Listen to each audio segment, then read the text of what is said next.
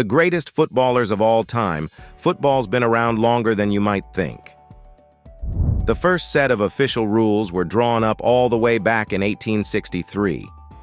Sadly, we don't have a lot of footage from those days, so here's the best footballer from every decade in the last 100 years. 1920s. Dixie Dean matches in the 1920s were higher scoring than they are today, but Dixie Dean was still a goal machine. Dean started his career with local team Tranmere Rovers before moving to Everton in 1925. That was his big break. Dean had supported the Toffees as a boy, and he wasn't going to pass up this opportunity.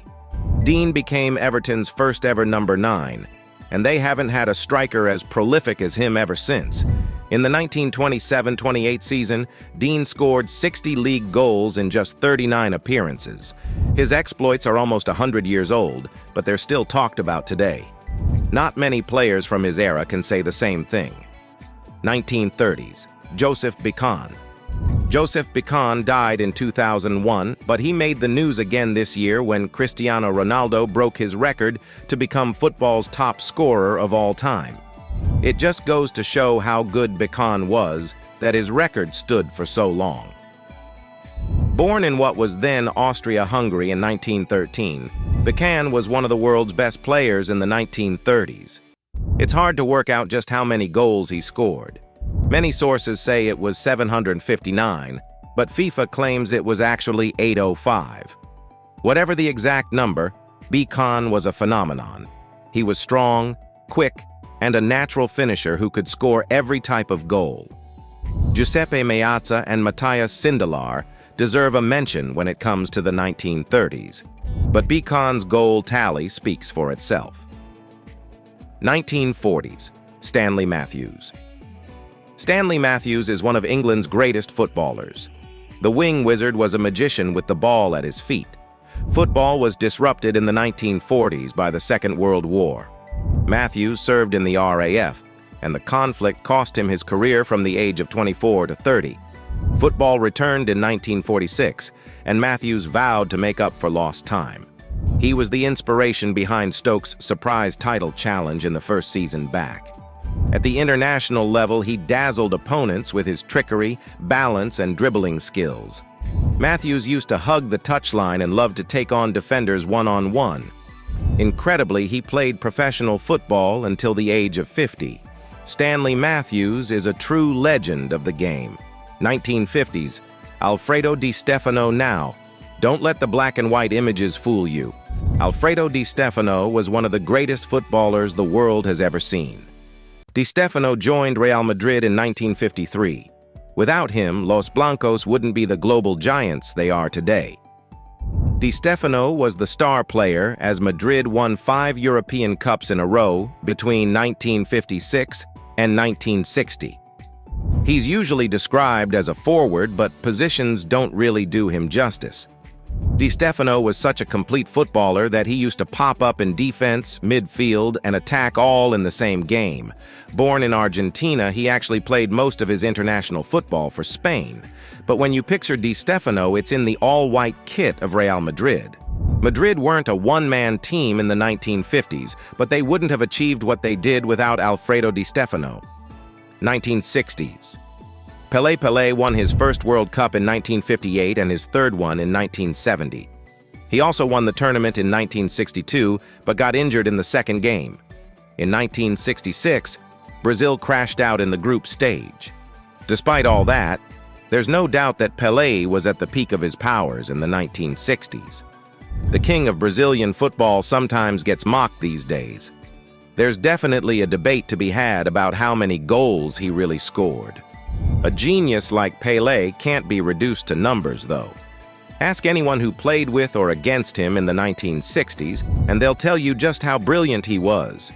It's true that some of his goals in the 1960s came in friendlies, but Pelé's Santos were playing against Europe's top teams, and thanks to him, they usually beat them.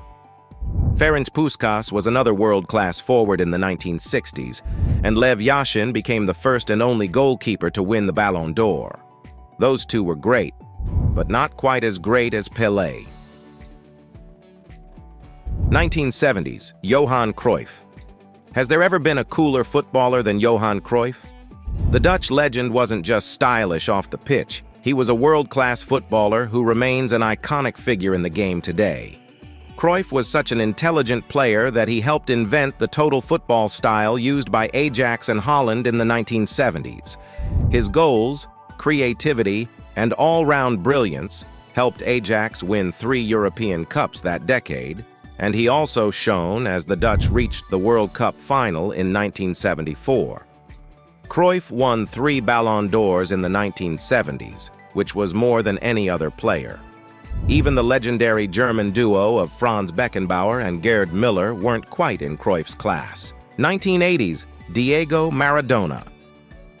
Now, you only have to look at the reaction to Diego Maradona's death to realize just how much he meant to football fans all over the world. El Diego played in the 1970s and 1990s, but we saw the best of him in the 80s.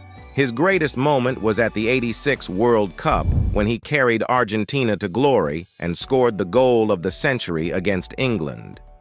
Maradona left Barcelona for Napoli in 1984. It was a bit of a risky move because Napoli had never won the Serie A title. By the time Diego left, they'd won it twice. There's no other word to describe him. Maradona was a genius. When he dribbled with the ball, it seemed to be glued to his left foot. He scored goals, created them, and made the players around him better. With all due respect to Zico, Michel Platini, and Lothar Matthäus, no one came close to Maradona in the 1980s. 1990s, Ronaldo won the World Cup and scored all of his 104 Real Madrid goals in the 2000s, but there was nothing quite like the R9 of the 1990s. That's when he earned the nickname O Fenomeno. Ronaldo was arguably the greatest teenager football has ever seen. He announced himself to the world when he scored 54 goals in 57 games for PSV. He was even better at Barcelona, combining speed, strength, and skill. The Brazilian tore things up in his one season at the club. He carried on terrorizing defenses at Inter, then led Brazil to the World Cup final in 1998. The decade ended badly for Ronaldo, with a serious knee injury affecting him for the rest of his career. He could have been even more legendary if he'd stayed fit, but the 1990s were R9 at his breathtaking best. 2000s, Zinedine Zidane. It's a bit surprising that Zinedine Zidane only won 1 Ballon d'Or. That came in 1998 after he starred in France's World Cup victory. Zidane was like a fine wine. He just got better with age. He began the decade with some stunning performances at Euro 2000 as Zizou added another winner's medal to his collection. Zidane joined Real Madrid the following year and ended his first season by scoring an incredible volley with his weaker foot in the Champions League final. Not a bad start to life at the Bernabeu. Madrid probably should have won more during the Galacticos era, but Zidane wasn't to blame for that. He was world-class even at the age of 34. Just look at how he dominated the 2006 World Cup. With a strong nod to Thierry Henry and Ronaldinho, the 2000s belonged to Zinedine Zidane. 2010s, Lionel Messi and Cristiano Ronaldo. How on earth could we split these two? The rivalry between Messi and Ronaldo defined the 2010s, and it's impossible to choose between them. From 2009-10 to 2019-20, Messi and Ronaldo scored more than 1,000 club goals between them. They also won 9 La Liga titles, 6 Champions Leagues, and 9 Ballon d'Ors. Ronaldo won Euro 2016 with Portugal, while Messi failed to lift a trophy with his country, but the Argentine did scoop 1 more Ballon d'Or than CR7. Messi and Ronaldo might be coming towards the end of their careers, but no one will be able to erase the memories of their brilliance in the 2010s. Messi and Ronaldo are 2 of the greatest players of all time, and we might never see anything like them again. Who do you think will be the best player of the 2024s? Let us know in the comments section below, then hit subscribe for more great football content.